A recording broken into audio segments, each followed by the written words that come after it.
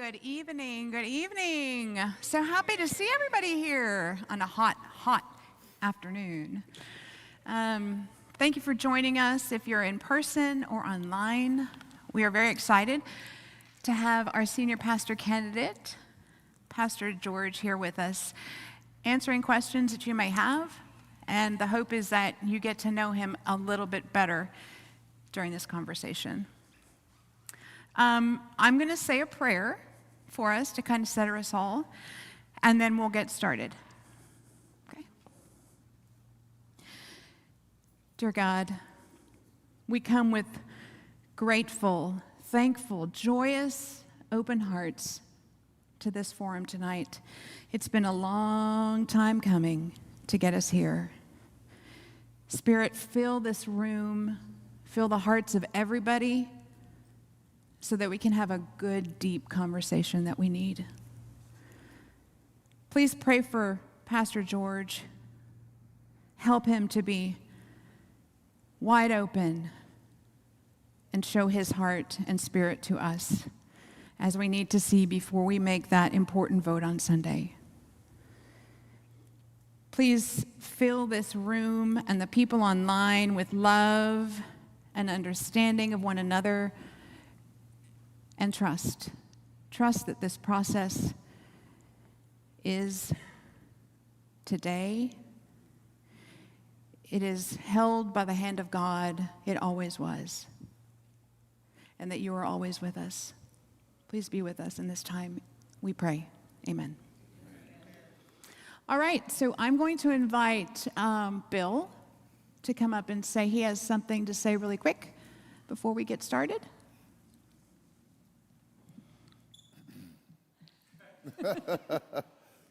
Hello, let's try again. Glad to see y'all. It's not on? There we go. Now. All right. Hello, everybody. Wanted to say something really quick because I've had questions come to me and some other folks have been asking too. You may remember that our 2026 budget projected about a $94,000 más o menos deficit because we didn't have the money to pay for a senior pastor. There you go, really. All right, we can do.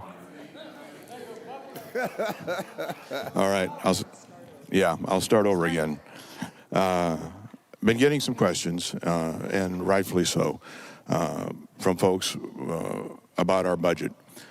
Because you may remember, our 2026 budget was forecasting a deficit because we didn't have the funds. We were projecting for having a senior pastor on board, but didn't have the funds to pay for it.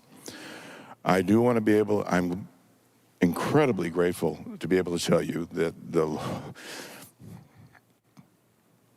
we had an anonymous donor give us an incredible gift that pays for 12 months of the senior pastor's salary.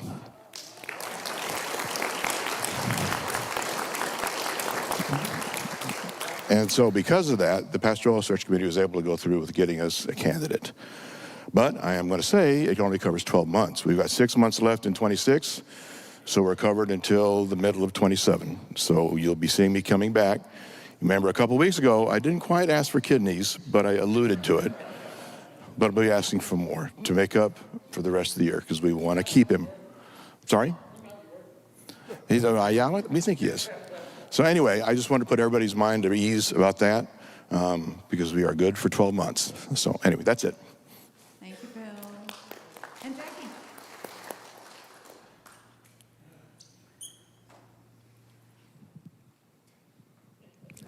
There we go. Can you guys feel it? You feel the spirit? You feel the excitement? Are you... my arms are standing up. So exciting, such exciting times here at Resurrection. I want to tell you that, first of all, thank God for all the provision and all the things that God has done to get us to this day and to get us to Sunday. And to also let you know, because we want to be very transparent, that we have a provisional contract with Reverend Oliver, contingent on the vote on Sunday, but we have a provisional contract because we're still working through the details of his long-term contract. And so I just want to be transparent with everybody because this has happened fast. I'm sure that's no surprise to anyone sitting here or online. So we want to make sure we get it right. And so we're going to take our time. So I just want to let the congregation know we have a provisional contract and we're all set. Yeah. All right. Thank you, Jackie. All right, so just to the format for this evening. This format is an opportunity for all of us to listen, learn, and thoughtfully ask questions as a community. So we're going to be alternating between people here in the audience and people online, because we do have some folks online. So I'm going to take a couple from the audience and a couple from online, alternating. The chat will be monitored by Terry and Georgette with their lovely assistant, Lily. Thank you. We have 2 microphones on the floor. If you have a question you want to ask Pastor George, we'll take 2 from the floor, and I'll do 1 from online if we have that. So we ask that you come up to the microphone so that people online can see you and we can hear you. And if you're unable to come up front, just flag somebody down. They'll bring the microphone to you, okay? We have 2 hours set aside for the forum, and our hope is to hear from as many people as possible. So ask 1 question at a time, and if somebody's asked that question, think of another one, or maybe go deeper. Okay, we want a little bit of variety. I will help us keep track of time. At 7:30, I will tell Pastor George we have 1, and all of you, we have 1 hour left. And if we are so excited and go till 8:30, I will tell us at 8:15 we have 15 minutes left. Okay? Thank you for being here and for your presence. This is important to us. So we're going to make sure that the Spirit takes care of us through this process. So let's begin. Who wants to come up with the first question? Oh, don't be shy.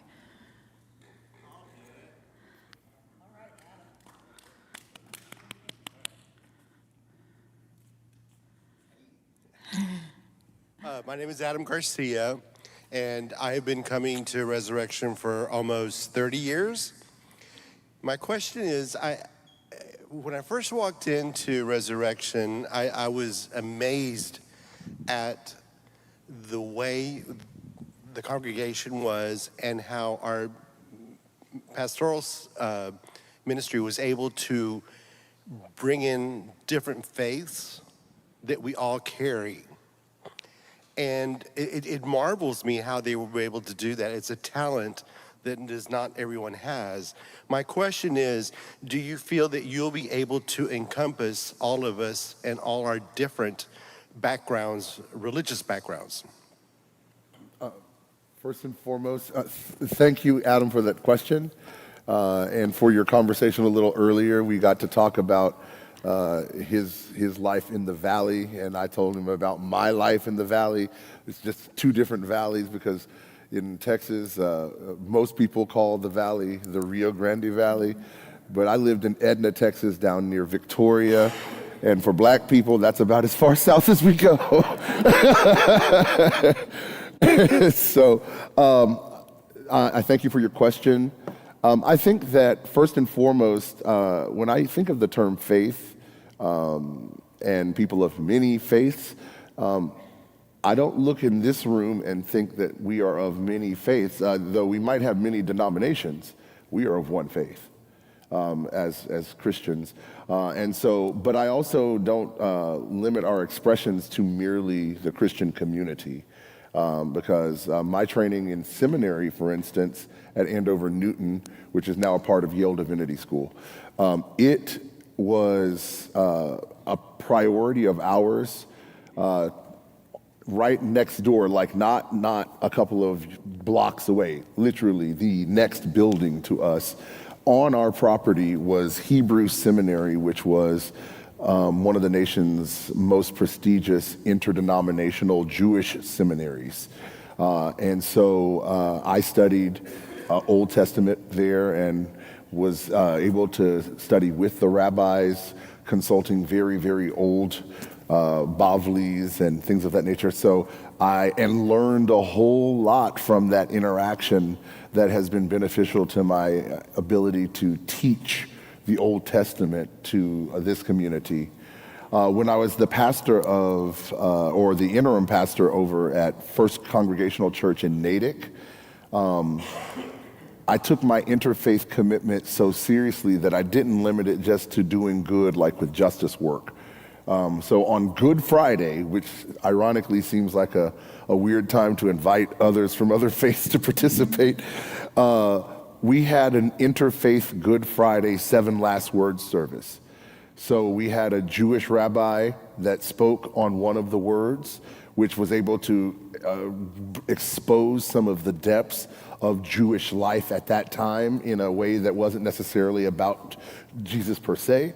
One of the imam that participated, I remember it viscerally still, spoke about the word where Jesus says, "Son, behold thy mother, mother, behold thy son," when he was passing off his responsibilities to his mother, to his disciple John.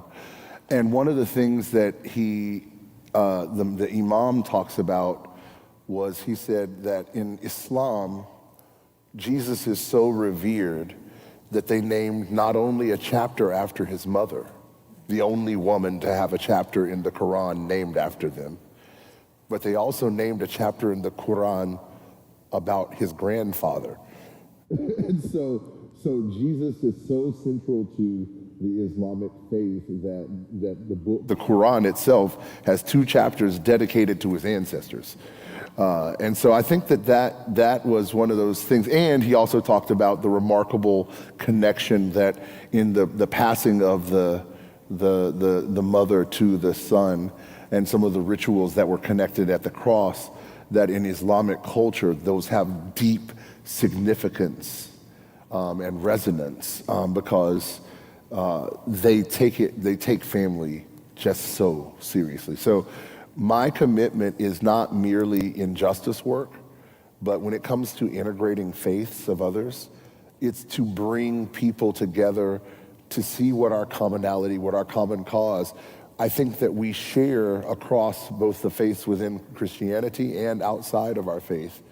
We share a lot of things, not just justice and injustice that touches our people, but we also face things like shared legacies of oppression.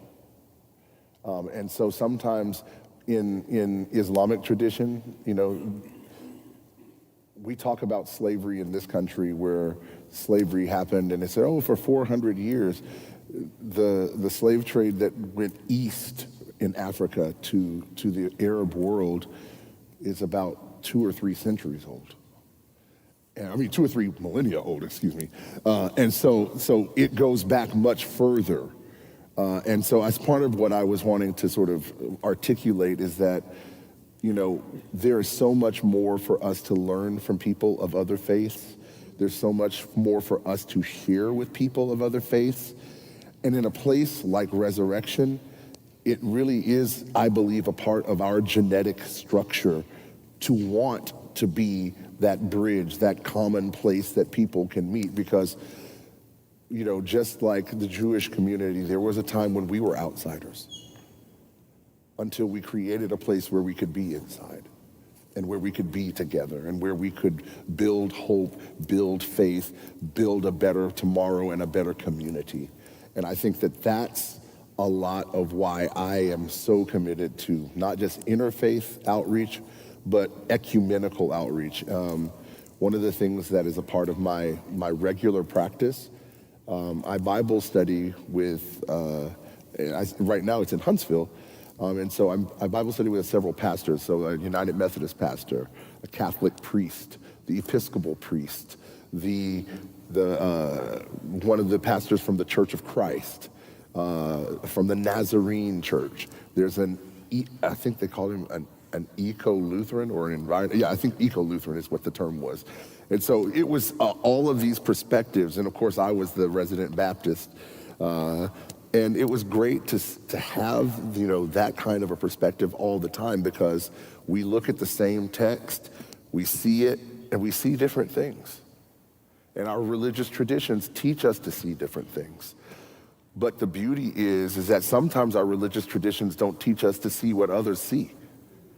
And so by sharing, we grow and expand our own lens. And I think that that's what is going to be true here at Resurrection, that over the course of the years, as we meet and greet others from other faiths, we will be able to share richly from our experience and our knowledge of theology and history.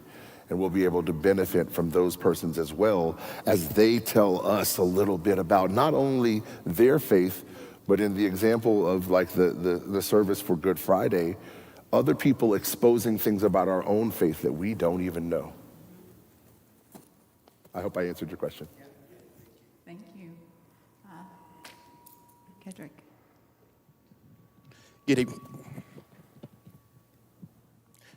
Good evening. Kedrick Brown, Chair of Deacons, and now the Gospel Ensemble Director.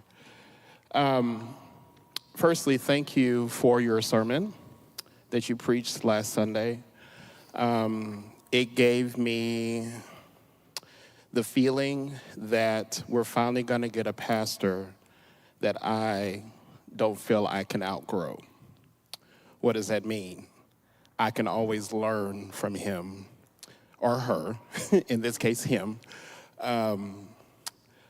And that lets me know that he is always having a desire to learn, to bring it back to us.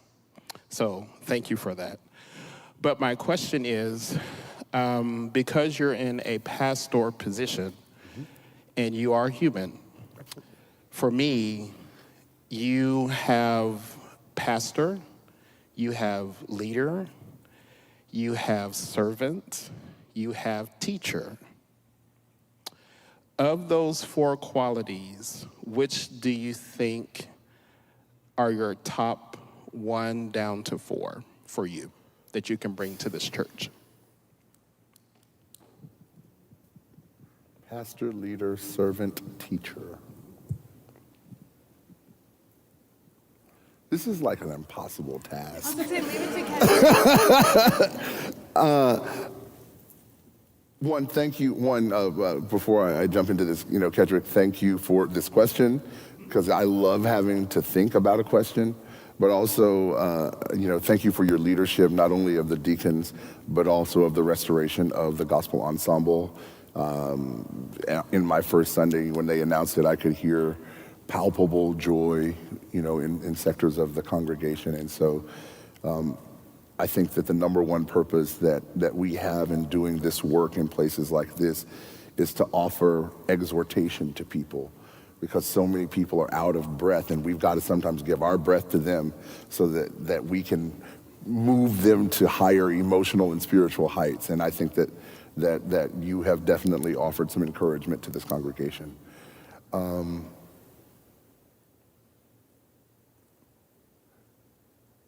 I think in reverse order, I would say leader bottom.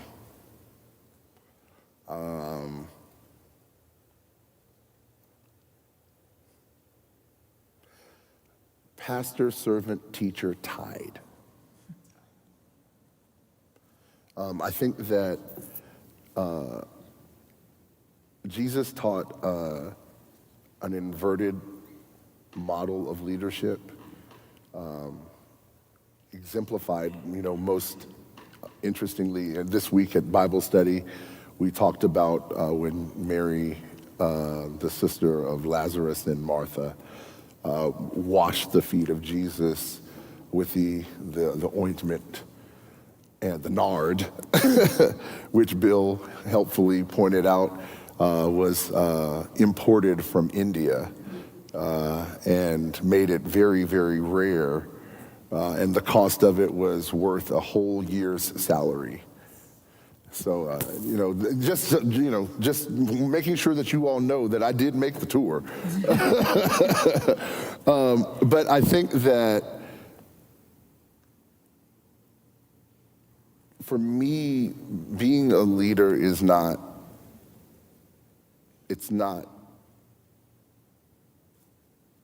even that much of a privilege. Leadership is a burden. I know when I was a kid I wanted it. And now as an adult, I'm like, what could I go back and tell that kid? But I think that leadership itself is not something that I would just sort of elevate, and in a lot of churches, a lot of pastors lead out with that. I am the leader, I alone can fix it. I've heard somebody say that. But I think that true leadership is being the servant. Jesus, or it's either Jesus or Paul. My mind is blanking right now. The greatest of these will be the servant of the rest. I think it's Paul. But my notion is that I think being a servant is more important than being a leader. And the way in which in the church we serve, as a pastor, you serve primarily as a teacher. And I mean that in a sort of comprehensive way. A teacher is a person that, I guess I said before to another group, Parker Palmer, this Christian educator, says, when we teach who we are and whose we are. And that second part is, to me, the more important. Whose are we? Under whose authority do we serve? And then, once we recognize whose authority under which we are serving, when we start failing, what does it say about the power of God? And so I try to be a teacher because, as I said I can't remember, was it in Bible study or was it to the deacons, that when Jesus came back from the grave, when he was resurrected, the first of our major resurrections in the sense of the ones that are important to our Christian faith and central, when he came back, he was not called Master, Savior. He wasn't called Conqueror, King. He wasn't called, no, he was called Rabboni.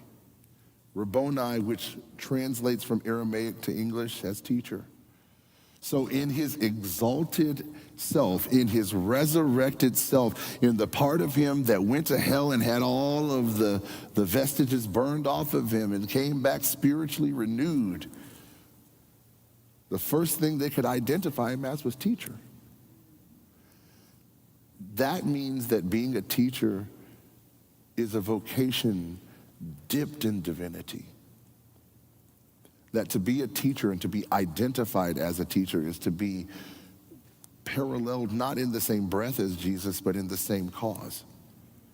And so to me, being a teacher, being a servant, being a pastor are almost synonyms.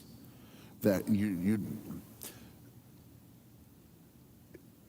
maybe present culture wants us to believe that pastors are something above everybody else, and maybe a lot of pastors want you to believe that too. I am not one of those people.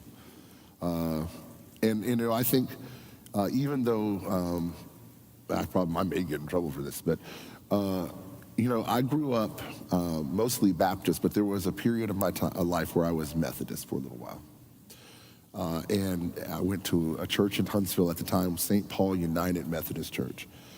And Reverend Kenneth Livingston, who is, I think, now the pastor over at Jones Memorial or Methodist Church, Global Methodist, I think they are now.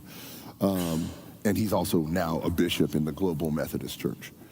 Probably as ideologically different from me as could be, but as a pastor, he taught me so much. And one of the things I always noticed about him, and Bill, this may come back to explain, a little bit about like my behavior the other night. Every time I watched him, we would have some big event at the church, College Sunday or, homecoming or whatever that kind of thing is. He ran around. He'd grab a broom. I'm talking about not waiting until the thing was over. He's cleaning up, somebody dropped something. Don't worry about it, I got that. And he'd go clean it up,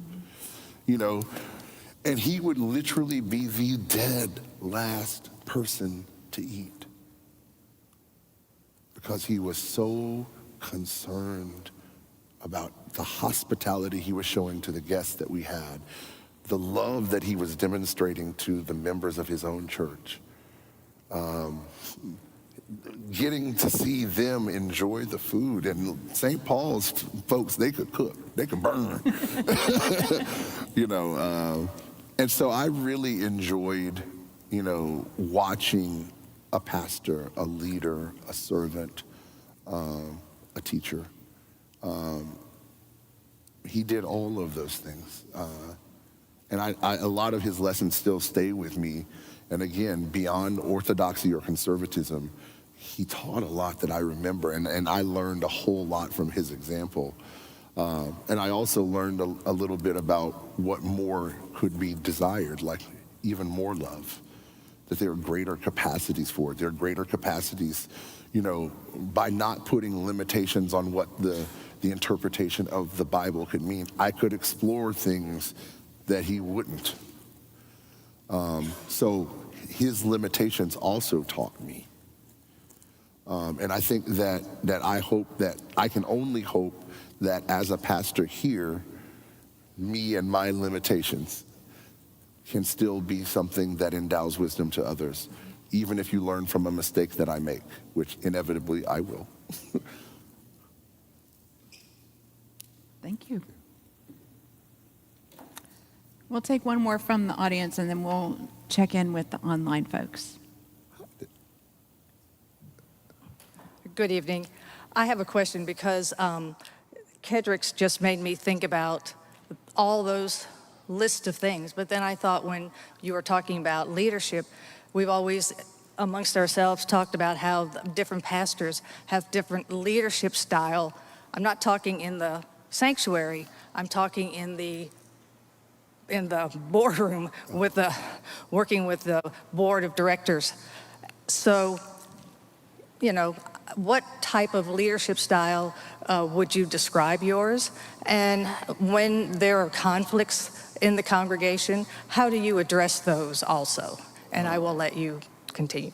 Okay. I would say case-by-case basis, first and foremost. There's not one answer. There's not a one-size-fit-all, and there's not a one-size-fit-all humans. And so for me, you adapt the leadership to the moment that you're in. There are situations where the most valued thing at the moment is legality and rules. And I think that, and most of that for us to be able to establish norms, setting that as, just sort of our base operation. There's rules, we've got bylaws, we've got, other governing structures, we've got traditions, we've got precedents, we've got all of those things that we can use to follow, to see how we should govern ourselves. And so I would use all of those things. But I also think that we are not just a business, we are a church. And we fought long and hard to be a church. And I think that asks extra things of us.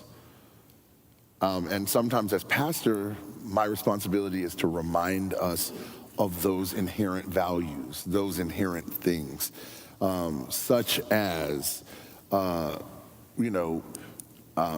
sometimes you'll hear me push back forcefully, and I'll confide, and people on the search committee, people on the board can already say, the other pastor will push back. One of the things that I push back on is when we start, sorry, Bill, when we start talking about, deficits and not having enough money. I get anxious because the existence of scarcity leads to a spirit of poverty. And the thing that is true is that that's another form of anxiety. Paul Tillich, who is a theologian who wrote The Courage to Be, says that when a person, and he learned this, he says, from the realm of psychotherapy. He says, when any person is overcome with anxiety, that the only thing that the realm of psychotherapy knows to cure that is not medication, because he says medication just numbs it. It just sort of makes you able to ignore it for a little while, but it doesn't fix it. But he says the only thing that fixes anxiety in an individual is not just merely courage, but the courage to be one's highest self, the courage to overcome one's limitations, the courage to defy whatever rationale thinking is so that they can be themselves, their highest self. Frequently, the world asks us not to be our highest self. Frequently, the world asks us to diminish ourselves for the pleasure of others. As a pastor, I will not do that. And I don't want to support that kind of a culture either. And I will challenge this congregation, as I've challenged every congregation that I've been in, to be bigger, to overcome. And here's the deal. When we look at ourselves as disciples, that's students. Students need teachers.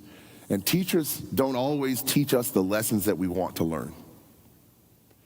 And so, as disciples, understand that I may not teach everything the way you want it or the way you would, but I promise you, I will listen to you, I will hear you, but I also will defend you.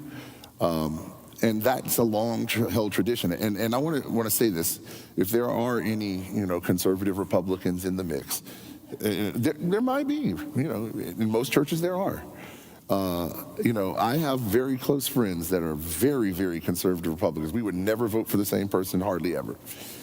One of his references. One of my references was a gay Latino Trump supporter. Very interesting. From California. He was interesting to talk to, I will say. But that to me was me holding myself accountable. I want people to know I don't limit my friendships.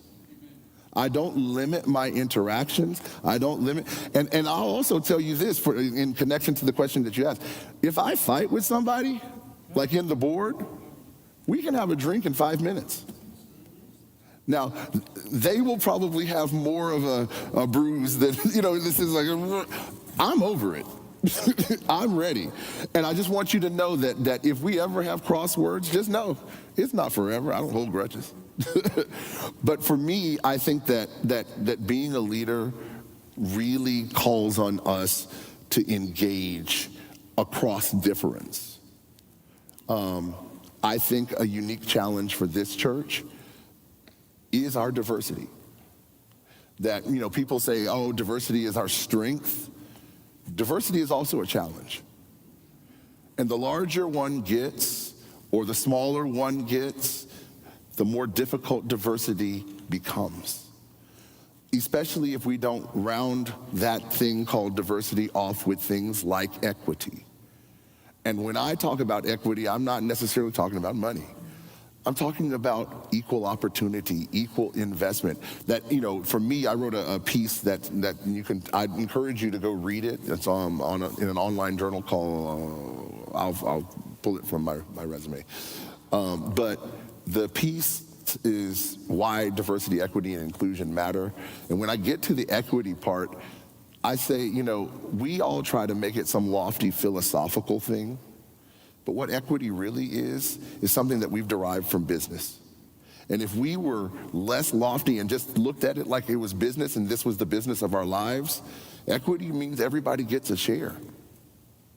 Everybody's entitled to at least a share. That's a threshold that says there's a bottom. And we, as citizens or whatever community we are a part of, say that no one should exist beneath this. The moment someone exists beneath this, we've shattered the illusion for the rest of us. Well, inside of a church, what does that mean for everybody to have a share? I'm not answering that right now, because that has to be the answer of the community. The congregation, the church. But I'm here to say, as a teacher, I've seen progressive communities from East Coast to West Coast, from the Midwest to the South. Not many have figured it out. So don't despair if you don't think that y'all have quite figured it out. But the diversity looks great. But leadership tells us that we have to go beyond what looks great and make it actually great. And I think that this community can be improved with that kind of focus, where we are able to name the dis-ease. Because sometimes diseases are demons, and they all have names. And if anyone was from the Catholic tradition, what does one have to do when they are purging themselves of demons? You have to call it by its name. And a part of what happens with our afflictions is that we don't call them by their names. And they fester, and they spread, and they do harm. And so what I would hope is that we begin a process of being faithful and honest and gracious with one another. And I think that that's one of the ways in which I hope to try to lead. And if I ever go too far, I pray to God that God gives me always the wherewithal to apologize and to mean it. And so I think that a lot of what I would hope to bring in my leadership style, like with boards, is to be a person who does defend the truth, a person who does defend integrity, a person who is willing to stick their neck out for the flock. I'm not always in pursuit of the bottom line as a leader, because sometimes for the church, the bottom line is not the most important thing. Sometimes the human supersedes the money. And as Reverend Livingston, that I kind of mentioned earlier, one of the lessons that he taught us, and I'll end with that, is that he says, I've been in ministry a long time, and I've come to understand that ministry does not bow to money. Money bows to ministry. And when God has ordained something, God will also maintain that thing. And let me just say here, for those who are feeling that spirit of poverty, or feeling the power of scarcity, let me alleviate you just a little bit. God ordained this church. God will maintain this church.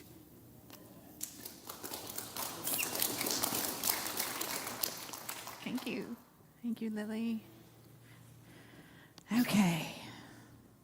So this is from online. What does intellectual self-care look like? Intentional. Sorry. Let me back up. No. What does the intentional self-care look like for you? Intentional self-care. Well, I'll start with the accidental one. So intentional self-care looks like intellectual self-care to me. In the last 5 years, I found myself reading random books. Just at random. And I'll call friends that I know who are way smarter than me, and I'll say, what are you reading? Recommend a book that you think I should read. And I usually tell them I don't really do much fiction. I love nonfiction. I love biographies. I like to know what real people have done. That seems like, how? And in one of those cases, one of my friends, a brilliant mathematician who used to teach at MIT, he said, hey, I want you to read this book, How Emotions Are Made. How Emotions Are Made. And I would recommend it to just about anyone. First and foremost, and this is a side note, I love animals. I have 5 dogs and 3 cats. And that's probably been one of the hardest things being here, is not being able to see my animals. In fact, I just heard that last night my apartment flooded. So, but the animals are all okay. The cats went up high. But when I read how emotions are made, it taught me about animal psychology as one of the areas. One whole chapter was just about animal psychology. And it taught how you look, like which direction your dog's tail wags, the first wag, matters. It's an indicator of their emotions. There's all kinds of little small things that you can learn about animals, and then in the other chapters you learn about people. And the way in which knowledge and memory is preserved in neurology and studied was fascinating to me in this book, even though I'm not a scientist. But I learned a lot about human behavior from it, about human evolution, the evolution of our minds, and just how complicated it is to form one single thought. It gave me a better appreciation for the complexity of humans. And so intentional self-care for me as a pastor is making sure that as I take time, I'm taking time to first and foremost explore the hidden dimensions of myself. And by exploring those, I often find hidden things in others. You know, the things that people don't name that often. So one of the ways in which I do intellectual or intentional self-care is by feeding my intellect. That I am a fastidious learner. I love a conversation. Jules can tell you that I can talk your ear off. Even when I'm tired, I can talk your ear off. It's always interesting, though. and random. In fact, I was talking with several people over the past few days, and Jules helped me. This is self-care for me too, is that sometimes people will make a comment like you know, I had at a dinner recently, someone said, "I think you're ADHD." I was like, I might be. And then when I went and researched it, and then I talked to another minister friend of mine, and I said, you know, somebody told me they think I'm ADHD. What do you think? And she said, I think all good pastors are ADHD. And then I just thought, I was like, that's weird. And so I went to my good friend, Gemini, and I asked Gemini, is there any kind of connection or correlation between ADHD and pastors? And lo and behold, a lot of pastors are ADHD. And it says that ADHD is actually a spiritual asset that many of them have because they are able to multitask, because they get stimulation from change. And so what a fast-paced environment a church is, especially one that needs more attention. Yeah, that's stimulation, and that for, you know, and so I was like, well, this is fascinating. I didn't know this could be even a good thing, you know. And so, but it also made me contemplate, like, how long in my own being I'd lived being afraid of having some kind of diagnosis like that. Even though it's not an official diagnosis. I don't officially have ADHD. But there's suspicions, though. There's suspicions. But the point that I'm making is that that's a part of my own self-care, is that there's no part of me that I'm afraid of thinking about contemplating or trying to get to know better. And when I sit at a Bible study, as some of those who are here will know, you know, I'm thinking. Actively thinking about what's being said, you know, and sometimes, you know, thinking a little too long on it. Like, I'll say, if I hear something that's not quite correct, you'll probably see my eye go to the side for a second, and then I might pull my phone out and like, what does it say here about aqueducts in Rome? And you know, and so I will ask a lot of questions. and sometimes share that with people, not out of like I'm smart, but I think I said it to a group. Bill and I have Baylor in common, and did you have Lester? Professor Lester, did you have him as? So there's at Baylor. One of my first semesters, Baylor required you to take both Old Testament and New Testament, and you had to go to chapel every week as well. But Old Testament, New Testament, and I was taking, I believe it was New Testament, and there was this Professor Lester. He was this old dude. He had taught Ann Richards, and he walks up and I want to say he walked up, but he kind of like waddled up to the front. He was must have been 85, still teaching, and he's like. He didn't have a real strong voice, and he said, "My name is Lester." He said, when I came to Baylor, my students found out quickly that I was thorough, and they wrote a very thorough rhyme about me. They say that he's Lester the tester, the grade point molester, the one who gave Jesus a B. And that was the sort of biblical study culture I grew up with. Like, you were tried by Pharisees that believed in Jesus. I think that a lot of times I put a lot of weight in truth, in accuracy.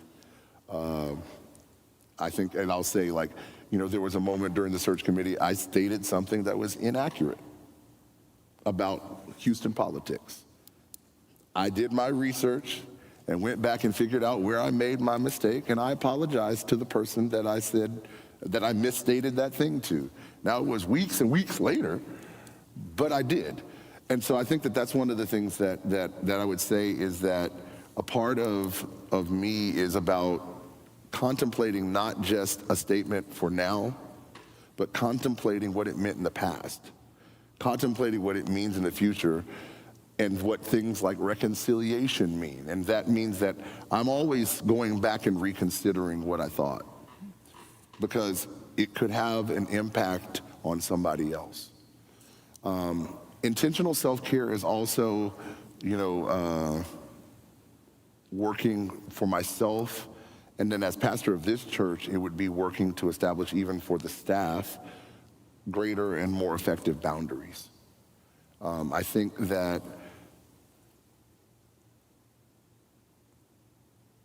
in truth, there are a lot of tired people here.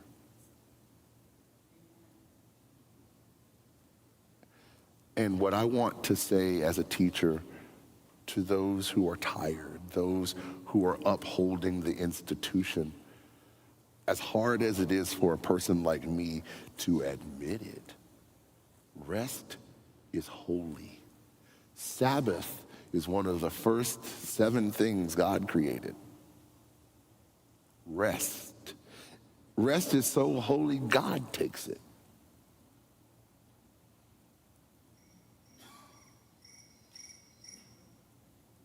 That wasn't me. But I just want you to understand that self-care, intentional self-care, means you get your rest. Intentional self-care sometimes means that you take yourself out of a conversation. Intentional self-care means sometimes you avoid mess. That I know what that conversation is. I'm not even walking over there. Sorry. Intentional self-care sometimes means saying no. I've got to protect myself. I've got to protect you. Knowing your limits. And so, but also intentional self-care is saying yes sometimes. And knowing that there are people who also care about you. Sometimes intentional self-care is saying yes to help when people offer it. Because you work too hard. You carry too much. God didn't purpose us for that either. Jesus, who was divine, needed help carrying his own cross.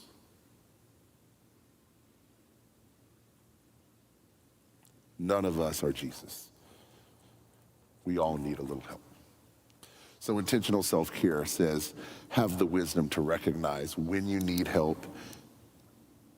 And also for many of us, we need to lovingly recognize when someone does need help, when they're carrying too much weight and we're not carrying enough.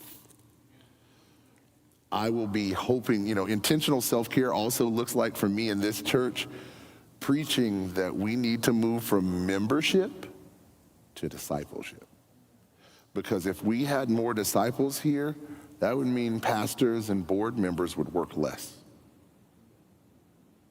That would mean that choir directors would not have to work quite as hard to get you to sing that last note or to study your message, your sheet music that somebody took the time to make for you.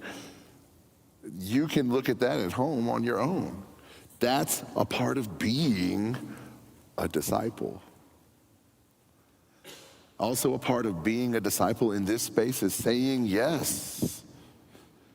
Yes, I'll show up. Yes, I'll pick up. Yes, I'll close up. Yes, I'll sign up. Because I heard the nominating committee is looking for a few good people. Yes. So that's intentional self-care. Why I say that's a part of self-care? Because if I don't remind you, most of that work will fall to me and the rest of the staff. Mm-hmm. That's not fair. Also, I'll go one last thing on self-care. Intentional self-care is also recognizing the importance of place. Oh, it's okay.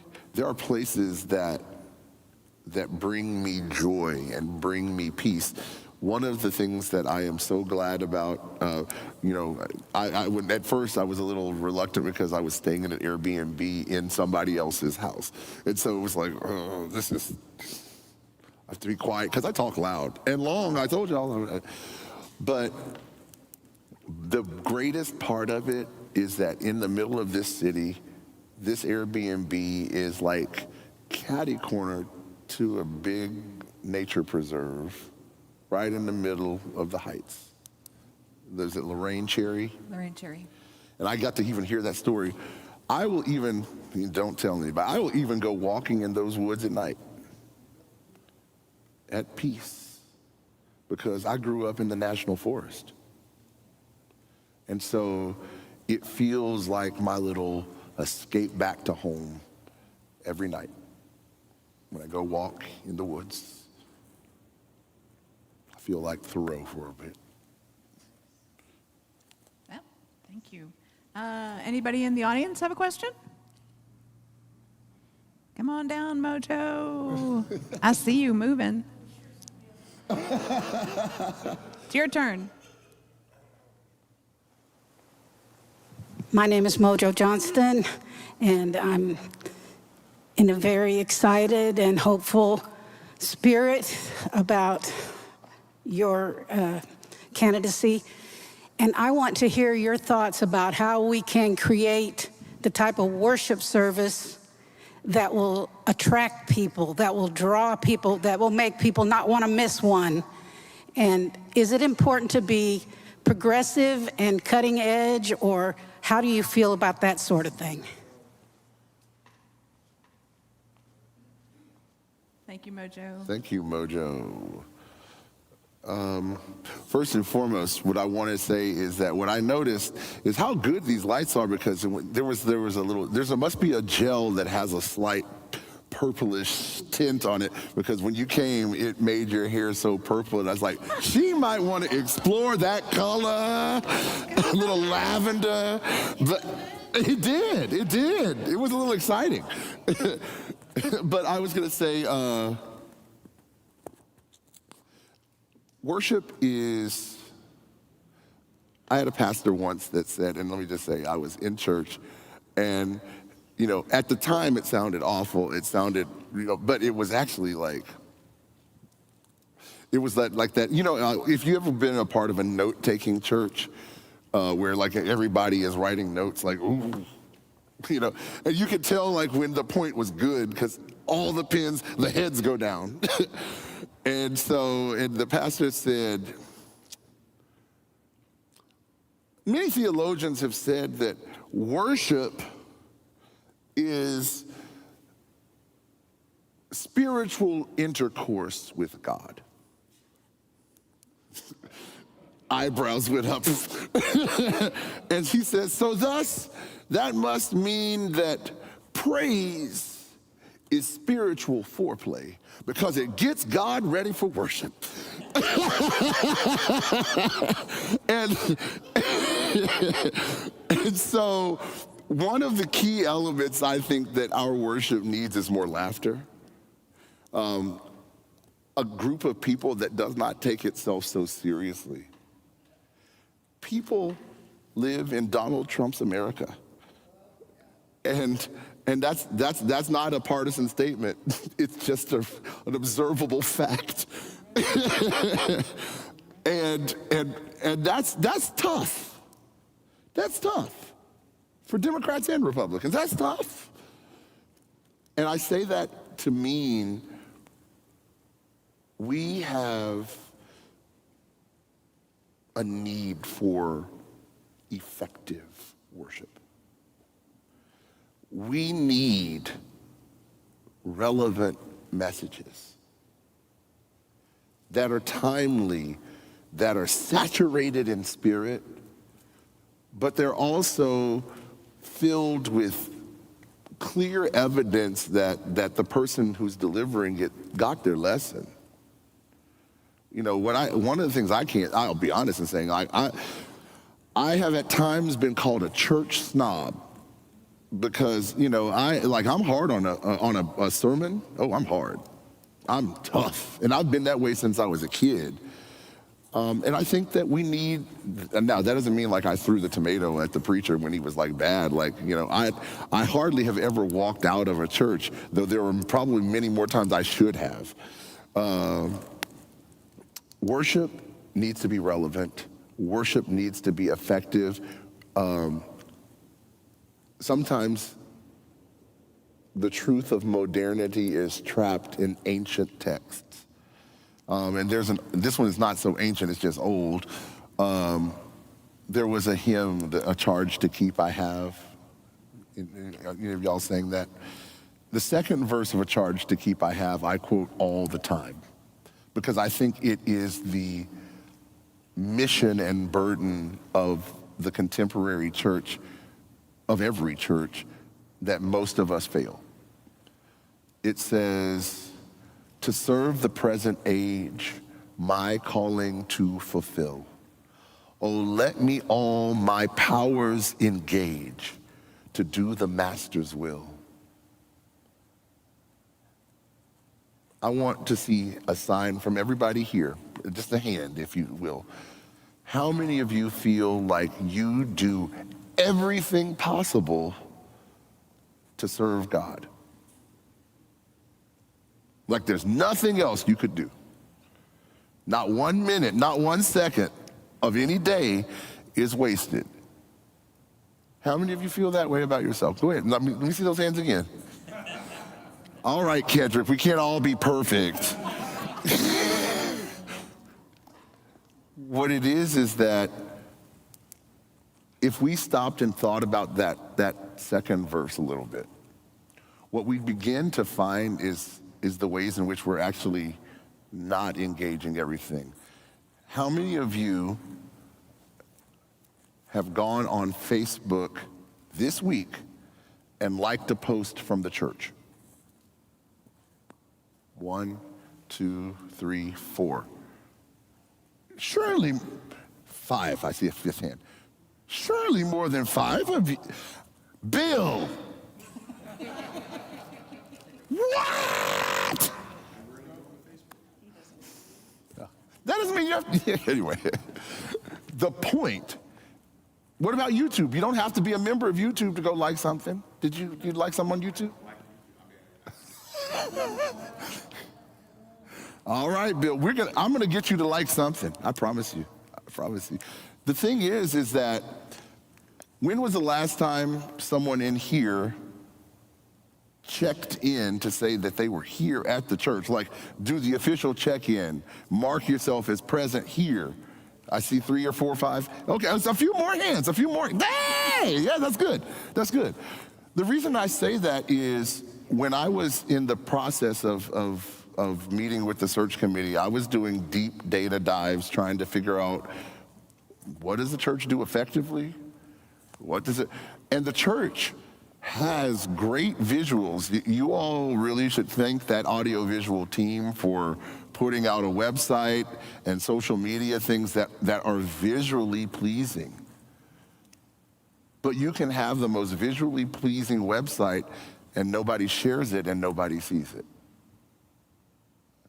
You can have worship on YouTube. You know, I studied in the last 7 months or so. I mean, I think there was one.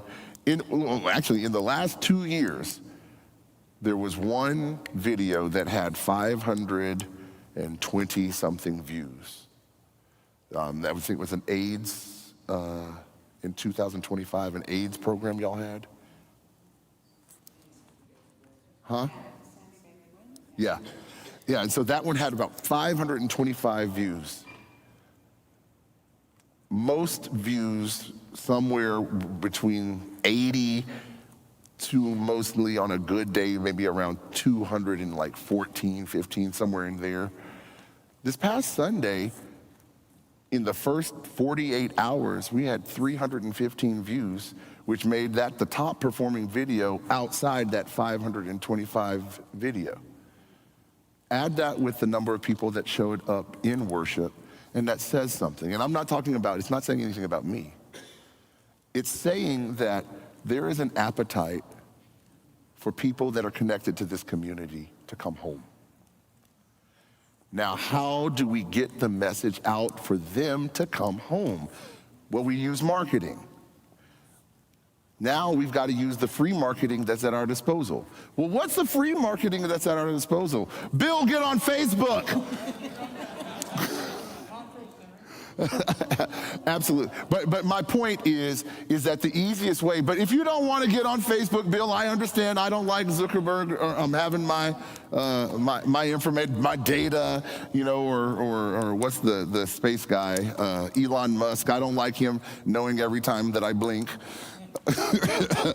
But what I will say is that worship is made eminently better when people are here.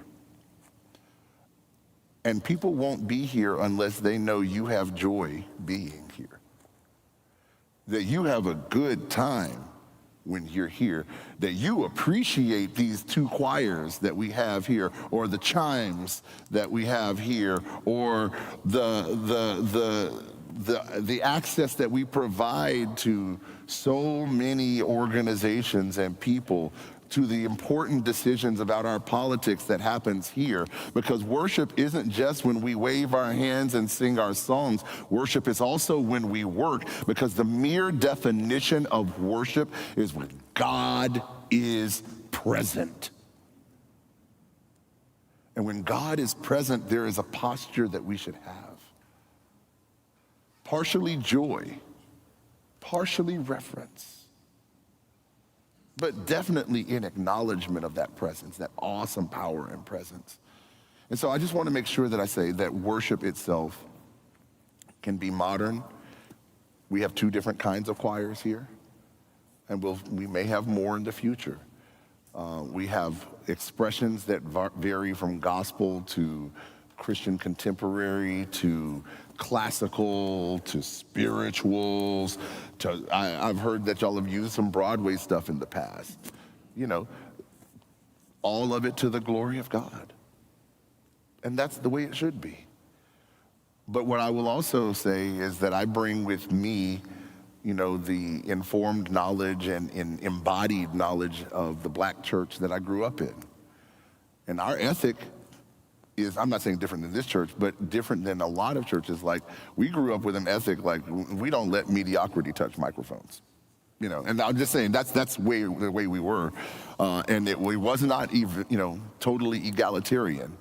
There was a notion of an excellent God deserves an excellent praise. If you read the Bible, it said that the musicians weren't mediocre. It said they were skilled. It said that the singers that were in the temple were so good that they could put them out in the battlefield and they didn't even need swords and could slay armies. I want our worship to be that deadly. And the reason why is because I want our worship to kill everything that the devil is trying to do against us. That if we have a worship that is powerful, it will defend every soul in this building from the attacks that they receive outside of these walls. It will build them back up so that they can serve not just communion on Sunday morning, but communion Monday, Tuesday, Wednesday, Thursday, Friday, Saturday. And I'm not talking about a wafer and some juice. Because communion is when we are together. When we come together. The whole part of this project of church is so that we can be reconciled with the one and true God. And I hope that we will learn that our worship is more than just our singing, our preaching, our praying. It goes much deeper than that. I think that we don't give enough of a broad definition to some of these terms in our lives. We talk about love we talk about love and we put some limits on it. And the fact is that I wish that we had laws of love, laws of grace, just the same way we have laws of retribution. Imagine if we had the same legal force with our love that we have with our punishment or our judgment. This should be a place where we explore that, where we learn to weaponize in our words and in our works love and grace and mercy and peace. They are not weak things. They are only weak because we don't apply them with enough strength. But yeah, we'll do more worship, we'll do more songs, we'll do more styles, we'll sing more singers. And one of the things I'll say that I've spoken with Kedrick and with Corey, with Joel, and with others in our music ministry, with Jules, our coordinator, I've spoken to them about, in a diverse church, I would like to see us be more idiomatically excellent. That if we're doing gospel, don't water it down. Do it in an authentically original way. And we can teach people how to do that. That's a part of the discipleship of the choir. A part of the discipleship of other ministries are these other things. And I'll just say progressive cutting.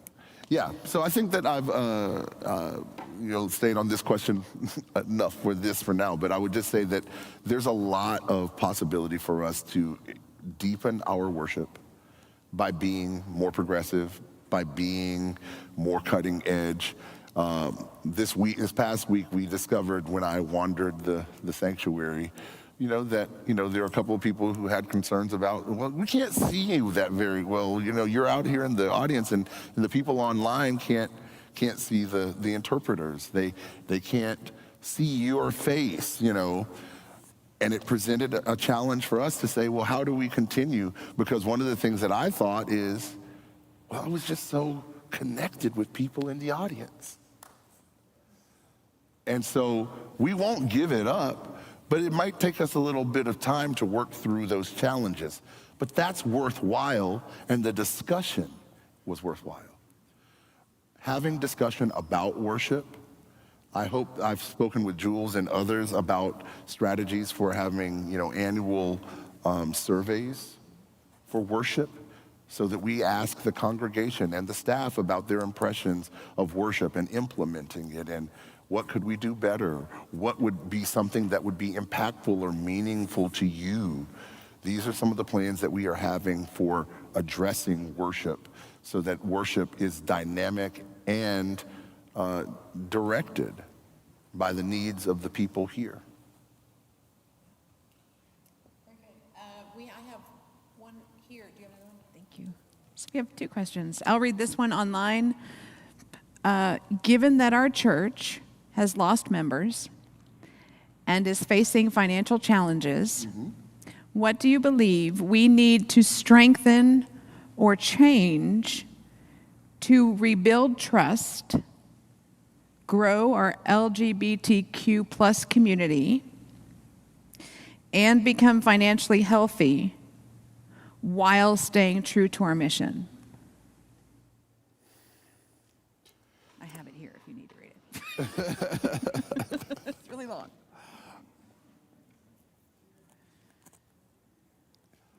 I'm thinking for just a second, just because there's one aspect of this that I'll probably publicly engage in trying to make sure that I say it with the right amount of respect. When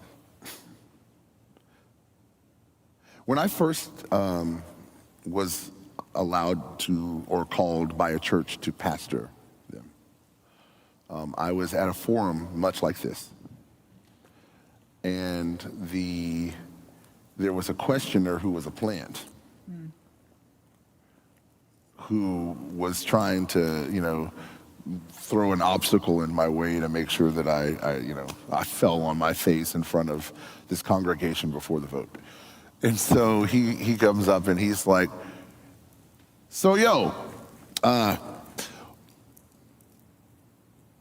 do you feel about being the pastor of a gay church?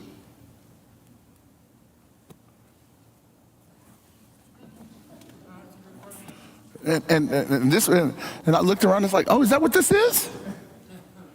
I didn't know that. And he's like, oh, you have to know that. And I was like, no, I didn't know that. And I was like, and if that's how you, and this is to what I said to them, is that is how you define yourself, then you might want to find a different pastor. Because God didn't call me to the gay gospel. God called me to the whole gospel. God commissioned me to preach good news, the gospel, to the poor. In another one, they said, go into all the world and preach good news to every creature. And some people think that means to preach it to animals too. Veterinarian, come on. So what I was saying is that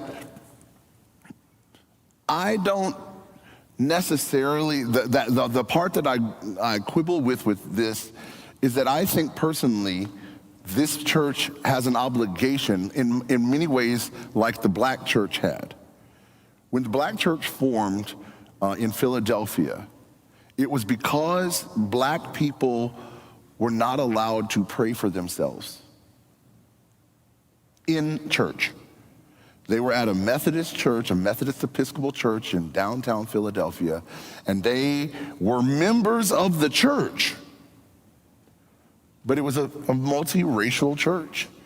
And they came down to the front one day, and the black members of the church, some of the leaders, and said to the pastor, we would like for you to allow one of our own, a member of this church, to publicly stand in the front and say a prayer that includes us.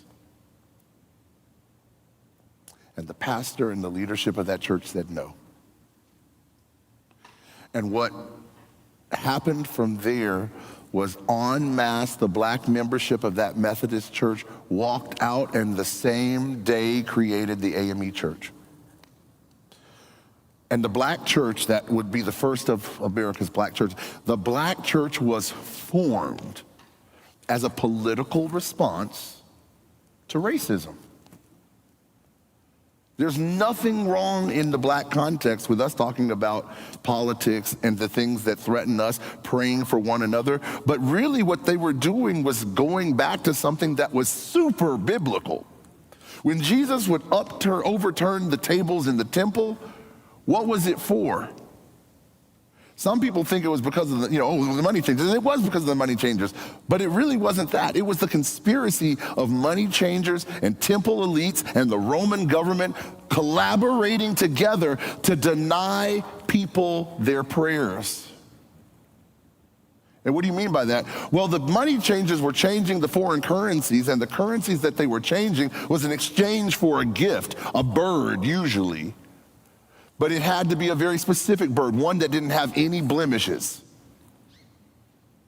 Because only the pure things could be sacrificed in the temple. Well, they were selling messed up birds. So when they would get to the priest would look at that and like, let this bird go. We're not gonna waste this. Let that thing go. And the people were not having their prayers absolved. But they had done their part. They had worked all year in their crops, making very impoverished wages, and they spent a good portion of that on their offering. Why I say that in this question is because I think that it's important for us to know that when this church and the MCC itself was formed, it was in a very similar way to the formation of the black church. That we were a community bound by identity. We had been persecuted. We had been denied equal rights in the house of God, equal access to the levers of power in the house of God, and we said enough was enough. But I don't even think that the founders of the MCC were trying to form an explicitly and exclusively gay church. They wanted a church where the prayers of all people could be heard and prayed, which is the same foundation of the black church. And that's our same mission today, that we want to keep this house open so that all people have a place to pray, so that all people know that they are not dispossessed, so that they know that there is a God who sees and hears and knows and understands. And in the black context, we went a step further in saying, a God who will intervene in the affairs of humanity on our side. We want that too. And so what I think is that what we need to do is to return to the revolutionary spirit that formed this church. We've got to go back to the basics. Preaching, teaching, singing were foundations for this church. Preaching an inclusive gospel that Houston had never heard was a foundation of this church. Defying very publicly where we took this message. I heard y'all took it into gay bars. I heard y'all took it into some places that people don't necessarily want to hear the gospel. But you took it anyway. Why did we stop? And I'll tell you why we stopped. Because in the middle of many of our lives, we've accumulated things. We've accumulated titles and letters behind our name at these academies. We have ascended from the low ranks to being the director, the boss. And just like with many churches, there was a point at which the United Methodist Church was one of the fastest growing denominations in the country, and I'm talking about in the 1800s. But what slowed their growth rate the most was when they went from being what they called an itinerant church to being an established church. which means that the pastor of a church back in the day, when you were the frontier church, you're out in Colorado or someplace, the pastor pastored 6 or 7 churches and had to go from church to church to church to preach the gospel. They weren't bound to any one church, and no one church controlled their destiny, so thus no one church controlled their lips. And they were free to preach a prophetic gospel in the wilderness. And so to me, when I look and think about this and what history informs us and teaches us about this, it's that those who are committed to growing a church have to have themselves busy on the frontier, not on the interior. For those of you who are comfortable thinking church is sitting in here, church is sitting in you. And everywhere you go, church goes. All right. Everywhere you go and everywhere you look at something that God cares about. Every person you can touch is a person that God is desperately wanting to bring into the family, to bring back. And let me say that truth-telling matters even in here. In a community, and I am a part of the gay community. So I'm not saying this, as some common stereotype. We can be messy. Yeah, we're a little too quiet for that. I might have stepped on somebody's foot. I'm a Baptist, we do that. But the thing is that our mess sometimes causes wounds. How did we shrink? We wounded people. And we didn't go and fix the wounds. We let wounds fester and get gangrene. We needed amputations spiritually. That's what we have to deal with inside this house. And make pledges, vows in Jesus' name that this next era isn't going to be that way. That if we're going to reconcile, we've got to reconcile. And reconciliation starts at home, not with the rest of the world. And so I'm going to challenge the congregation to think through what reconciliation looks like with your brothers and sisters, because what we need inside this church is the greatest cooperation it's ever had. When your church has a $7,000 a month mortgage, we need unity. We need stewardship. We need people putting what they can in to save the house. We need to be reminded. But we have to be responsible. If this house is going to stand, it will not stand because I do a bunch of work. And the search committee can tell you, I said it to them. When it comes to about growth, I said the first thing out of my mouth to them when they asked me about growth, I was like, well, first thing, I come from a tradition that teaches us that shepherds do not beget sheep. Sheep beget sheep. And so the responsibility of growing this congregation is yours. It's my responsibility to protect it. And in the Bible, they give the example of what the shepherd does. The shepherd walks around with a staff and a rod. Think of that music staff. One of them has a little curve on it, and one of them is just a straight stick. They said, when I was growing up, they said that was, one of them is for correction, and the other was for protection. You reach out with one and pull them back. The other one was for hitting the enemy or chastising the one that needs to get in line and get their behavior. But correction and protection. That's what shepherds do. Please don't get mad at the shepherd if he does one of those two things. I promise not to hit you hard. And the sticks will only be spiritual, I promise. But what my point is that if we're going to grow, it has to be that we start going back and correcting what was wrong. We've got to talk to one another. We've got to love on one another even more. When we're not in this place, we've got to check on one another. If we see that somebody isn't here, we need to make sure we know where they are. Mm-hmm. Because what I also have heard about this congregation that is important is that because we were here, there was a place for the dead and the dying to be remembered in the 1980s and 90s.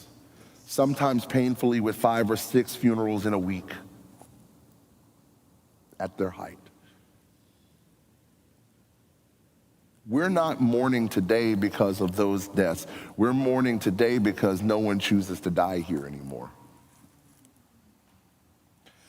And that will change when we change our hearts, when we change our actions, and we change our determination. We have to believe that we are as relevant in this day as we were 40 years ago. We have to. Because so many MCC churches have failed. They have faded from memory, from existence. That does not have to be the destiny of this church. And in fact, I think that it isn't. Because I believe that what each of you has the power. This is a Friday night. For gays to be out on a Friday night and there's no beer. There's no loud music. There's no dancing. There's no beads. For you to be here and queer on Friday is a testament. It's a New Testament. And together, that New Testament will become the belief system of other people in this community. I believe that God is waiting on us to invite people to come home. To come home to resurrection. God is waiting for us to declare publicly that resurrection is not past, resurrection is now. God is waiting for us to have the measure of faith to say that the impossibility of mortgages, that the impossibility of closed kitchens, that the impossibility of departed schools is only opportunity for the faithful. Yep. That great theological mind, George W. Bush, said, never look a disaster in the eyes. Take advantage of it. And the fact is that we've got a lot of obstacles in our way, but every obstacle is an opportunity. All right. Because it's a chance for us to strengthen ourselves in the climb or the jump or whatever it is. And I want to be clear. I believe that we can turn this church around. Mm-hmm. We can be relevant to the lost members, but we've got to reach back out to those. We've also got to look at our metrics and be more respectful of them. For instance, when you look at the metrics of online visitation to our church here at Resurrection, you'll see that on most Sundays it's somewhere 30, 35 people online. But another part of our congregation sometimes has upwards of 7,000 people on.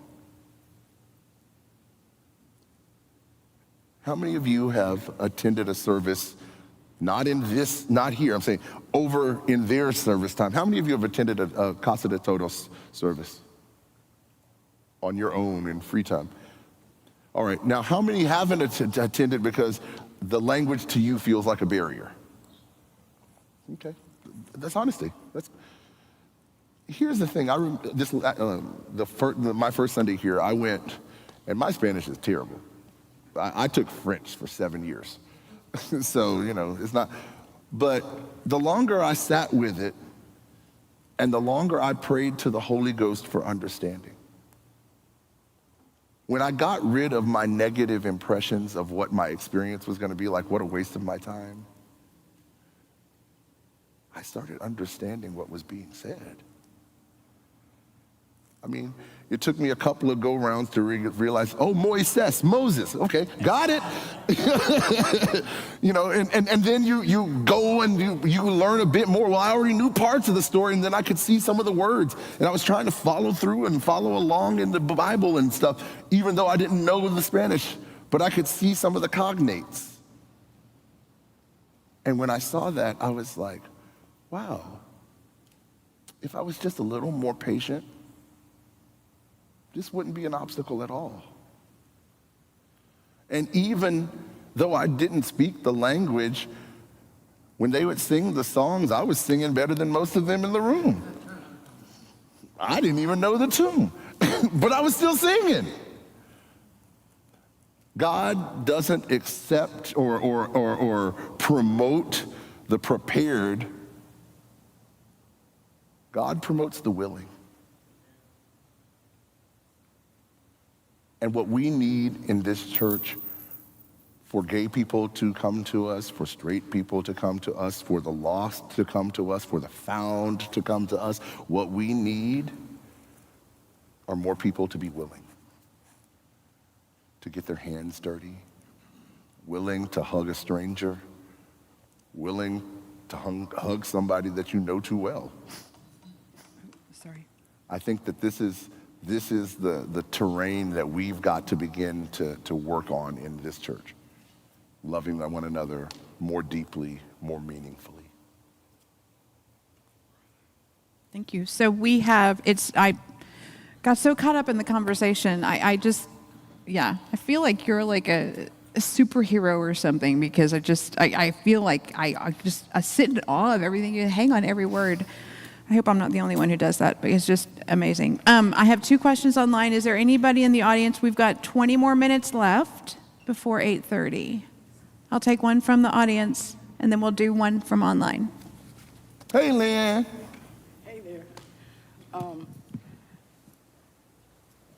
Thank you. Tech assistance. Thank you. Thank you so much. Thank you. I'm Lynn, member of the Deacon. And I am have been a member of this church since 2011.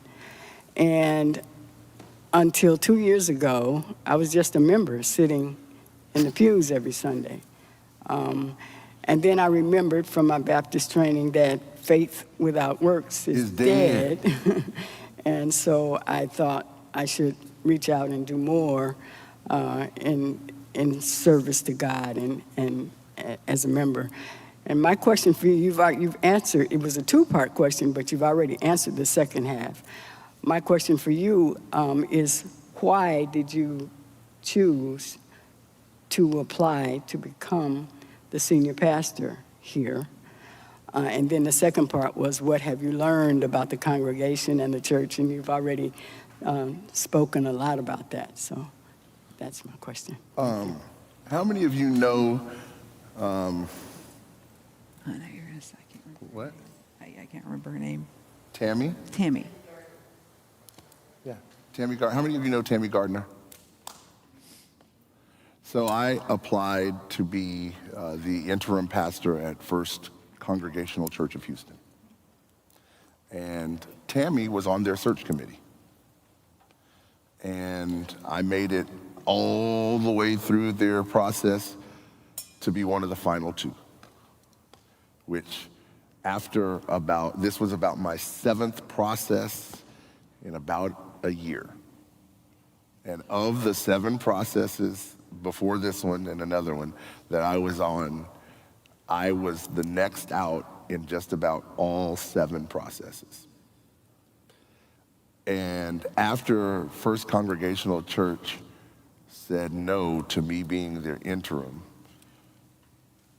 I was devastated, because, 7 is one of those numbers that you recognize, like, maybe I'm doing the wrong thing. Maybe I'm in the wrong line of business. And, you get tired of pouring your heart out, your soul out to these committees, and always finding the reason not to think about you. And I was feeling a lot of self-pity. And I said to God, you're gonna have to do something pretty amazing for me to apply for another church. And the very next day, Tammy calls me and she said, George, I want you to know that we loved you. I especially loved you, but we loved you. And we wrestled with this thought of you being the interim pastor here. And we could have just as easily gone that direction. But she said, but when we made the decision to go in a different direction, I said to myself, he'd be perfect for resurrection. And she convinced me, reluctantly, to apply. Now I think it was divine. I didn't know y'all were searching. She reached out to me and said, you've got what it takes. Put your name in the hat. I put my name in the hat. I think that was on a Sunday night. I think I talked to her. I put my name in a hat on a Monday. On a Tuesday, I had to have my videos in because they were having a meeting that Tuesday. Like, it was 1, 2, 3. I was interviewed, I think, like that Friday.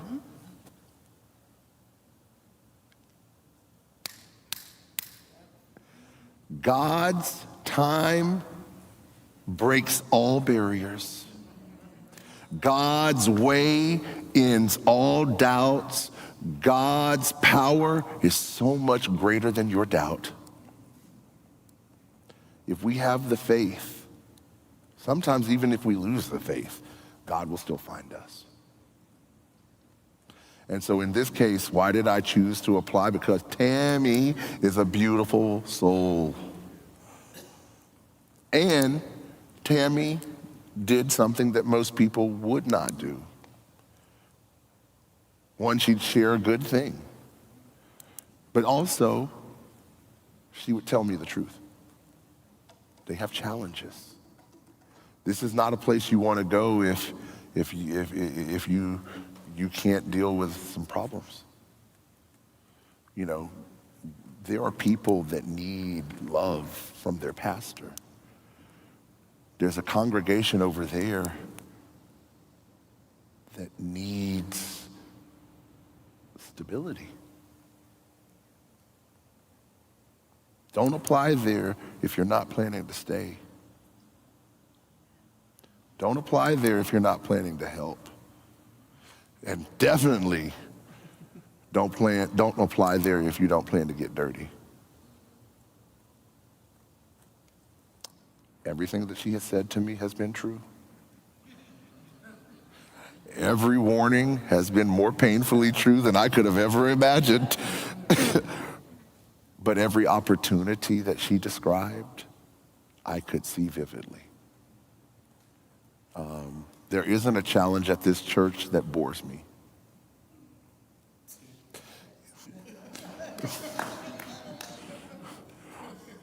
And if you all get the chance to know me up close and personal, you'll know that I will brainstorm with you over the salvation of this church.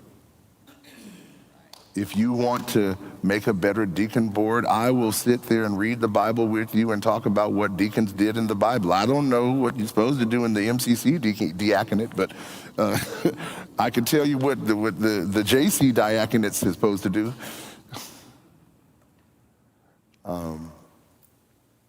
And then what was the last half of it? What have I?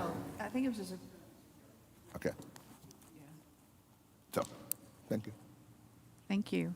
I have 2 more questions. We have Those mine. time check. I think we've got 10 minutes 13. left. Oh, it's 8:17. So just like 10 more minutes. So we'll go quick through this.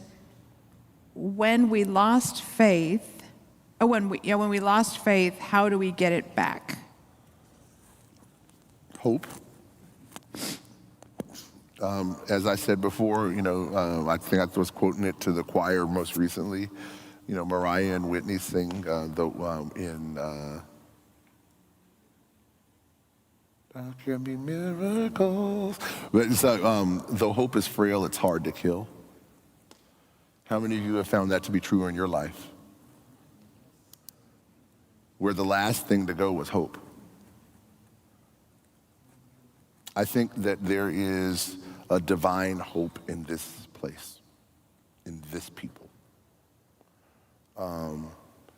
And when faith wanes, hope performs. Hope does the work of a million powers. There is, to me, hardly anything greater than hope.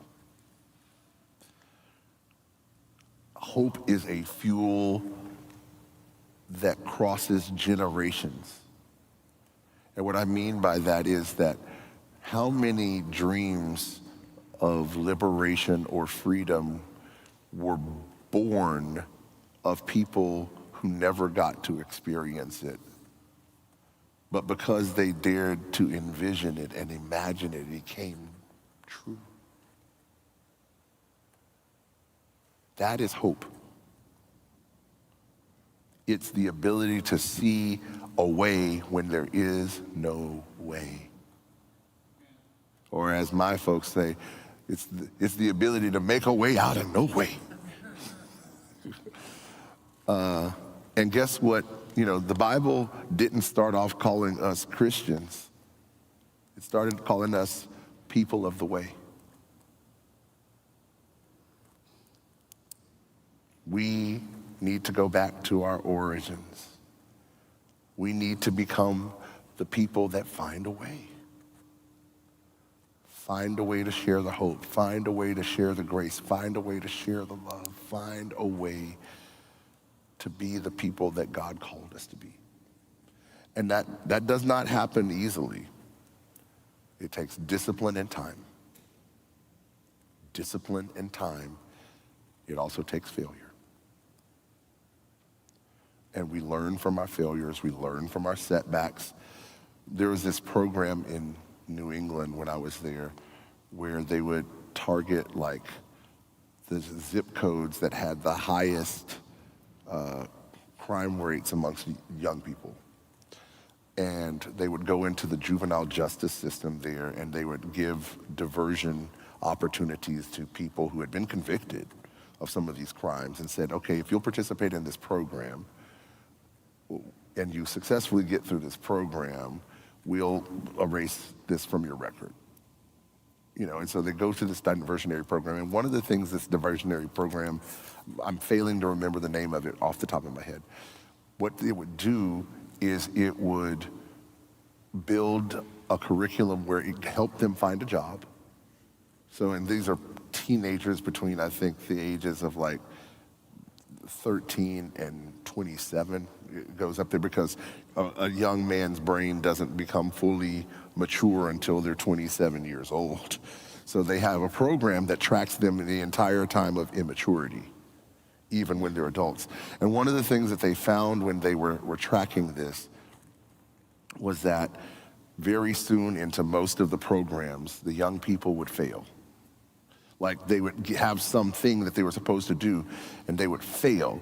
And this program built the program around the knowledge that every one of their people was gonna fail. But how they picked themselves back up is what they really specialized in re-encouraging that person not to give up, building resilience within the individual. A lot of those same things would work here, where we understand that failure happens. But a part of what we have to do as an institution is not get deterred when things don't quite work. We get re-engaged in the solving of the problem, re-engaged in the pulling people together to do something, anything to save our church. And so I just want people to understand that we have a lot more capacity with our faith if we will just apply it and not think about it all the time. A little work in this church goes a long way. And if you need me to point you in the direction, is Ken, where are you? You see Ken up there waving his hands? If any of you ever need something to do, go ask Ken. Oh, yeah. Ken has plenty of projects, or Georgette, or Terry. Or Terry. Yeah, I mean, I'm sure there are others, or ask one of these choir directors. They got something for you to do. If you don't want to sing, you can go clean up the music room. You know, I know that Reverend Mona wants to plant a garden. Who wants to help? Because there are things, because we've got hungry people to feed, and we don't always want to pay for them. We can do that ourselves. We can grow food and feed the hungry. We can have people that put themselves together into little clusters and brainstorms for our church. What can we do with this property? Because we better do something with it or we'll lose it. And not just something, why can't we do something with this property that advances our mission and our cause, that tells a little bit of our story each and every time people come here? All of that is possible if we only believe. Amen. And not just believe, because believing means that we don't just have ideas. Again, belief means we have ideas that are so good we do something with them. That's what a believer does, not just a reader.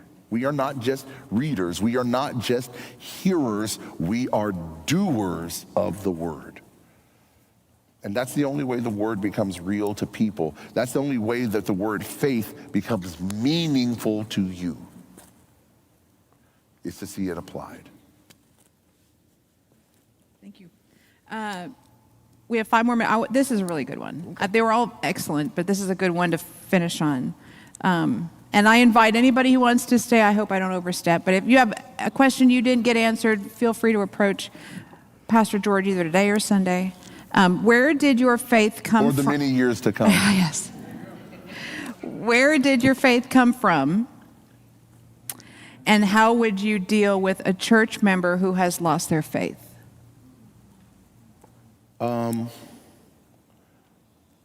I've quoted it. It's one of the scriptures that I quote a lot.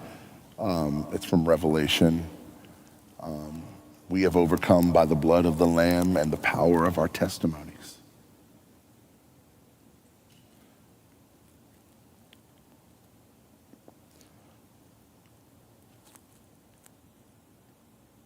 When I was a kid, my father died when I was 4. He died in a car accident. And that was when I was 4. He was in Colorado. When I was 5, my mother went to prison for most of the rest of my childhood. So I was shipped off to my grandparents. And then when I turned 6, my father's father, my grandfather, died. So 4, 5, 6, lost father, lost mother, lost grandfather, and then there was just my grandmother. And we were living about 100 miles away from our nearest relative down in Edna, Texas. And I watched her go into deep depression. Having lost, I think I'm not a parent, but I hear one of the greatest pains in the world is to be a parent and to outlive one of your children. It's hard enough for me to be a friend that outlives one of my friends, less on someone who is my flesh and blood. And I'll say that one of the hardest things that I ever experienced was when my grandmother actually died, because for so long it had just been us. But despite her waning power and her hurt, she stood strong for me. She kept me in church, even sometimes when she stopped going. And I think that when my father died, when my mother went to prison, my grandfather, who was a deacon at our church, died. The people at my church, that was Shiloh Missionary Baptist Church in Edna, Texas. The people at my church didn't look at me as some kind of project.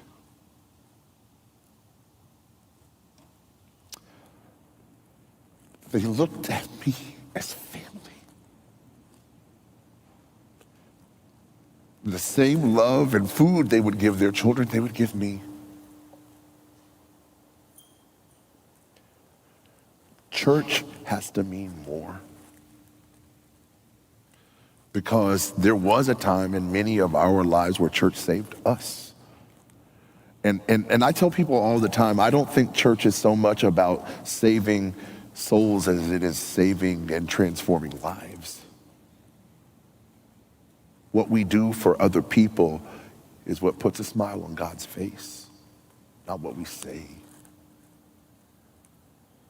And so it's important for each and every one of us to understand that if there is a person next to you whose faith is waning, one of the things that you can do if you don't know if you can hug them is to demonstrate greater faith. Demonstrate the love. Remind them they're not alone. If you notice it and you see it, say something. Talk to them.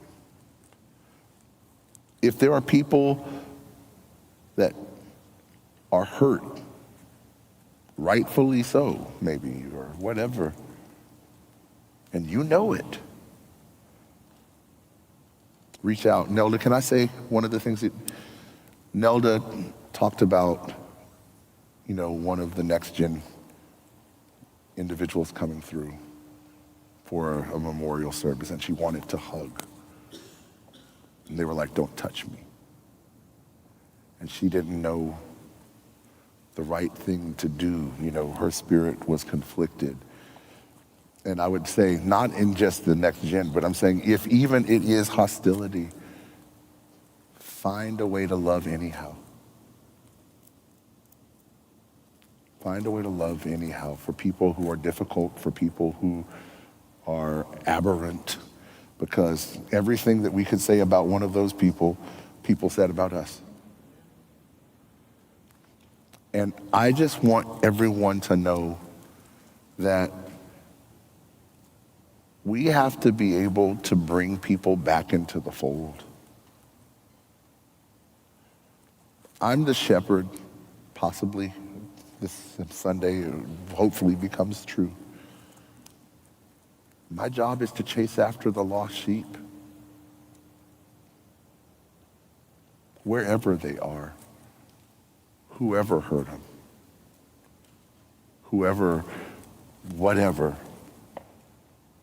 That's the shepherd's position.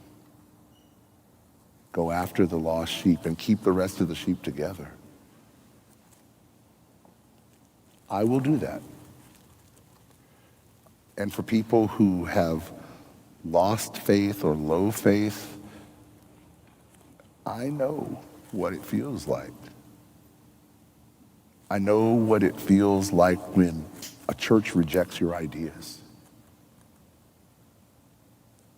Even your good ideas, even your great ideas. I know what that feels like. And I know what it feels like to feel like everything you've done was for naught. When you lost everything. But the Bible tells us that if we lose everything for the sake of Christ, God will give it back to you. And you have to live, and you have to believe. The world tells you to forget, to walk away, to quit. Faith tells us not to. And I would dare any of you to have that kind of capacity. Dare to apply the faith that you have, whatever, because the Bible also tells us that it doesn't take a whole lot of faith. The faith the size of what? And the thing about the mustard seed is that it's like one of the smallest seeds, but creates one of the biggest trees. The product of little faith is greatness. What would it mean if we started planting the seeds of great faith, of big faith? What could grow on this ground? Whatever God causes us to imagine. God is running amok in my imagination. If only I could show you what was in my head. It would probably be quicker than me trying to describe it with my words. But what I'll also say is this.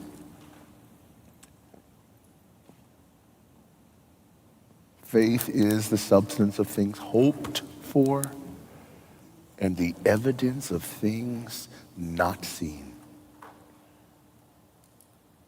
We need to remind people that faith is of God, God's self. I used to say that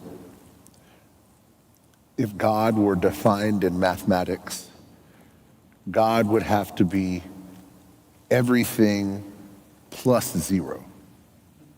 Like everything in every direction and zero at the same time. Because infinity is everything except zero. But for God to be greater than infinity, God would have to be everything and zero. And then I said, well, what is everything and nothing at the same time? A thought. But not just any thought. The most perfect thought in the universe.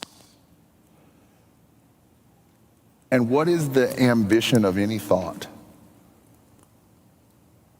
To be made real, to be realized. God's ultimate ambition is for us to find God, to see God through the haze of nothing. Can we find God in this world? Can we find God in this house? My faith says we can.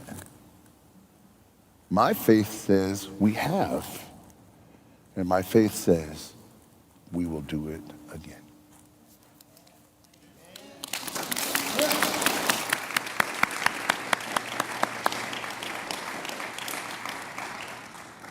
Thank you so much, Pastor George. Thank you for all of your engaging questions here and online. It was great to hear all of them. They were very, very important for us to hear.